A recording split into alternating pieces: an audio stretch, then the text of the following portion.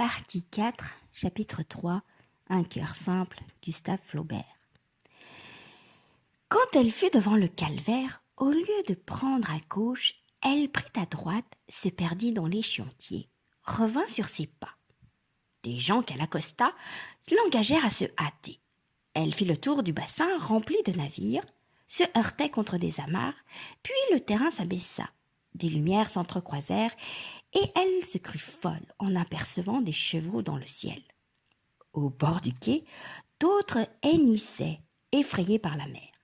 Un palan qui les enlevait les descendait dans un bateau, où des voyageurs se bousculaient entre les barriques de cidre, les paniers de fromage, des sacs de grains. On entendait chanter des poules.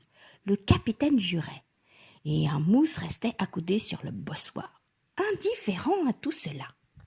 Félicité, qui ne l'avait pas reconnu, criait « Victor !» Il leva la tête. Elle s'élançait, quand on retira l'échelle tout à coup. Le paquebot, que des femmes allaient en chantant, sortit du port. Sa membrure craquait, les vagues pesantes fouettaient sa proue.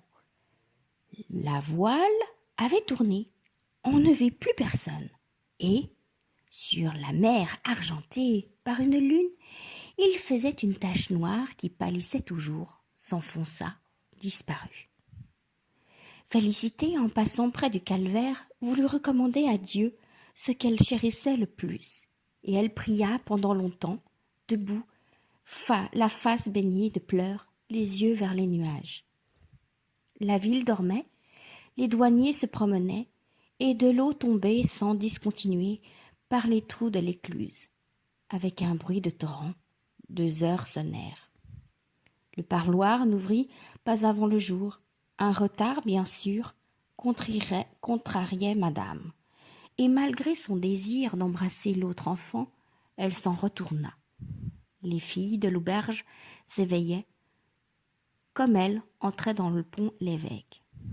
Le pauvre gamin, durant des mois, allait donc rouler sur les flots. Ses précédents voyages ne l'avaient pas effrayé. De l'Angleterre et de la Bretagne, on revenait, mais l'Amérique, les colonies, les îles, cela était perdu dans une région incertaine, à l'autre bout du monde.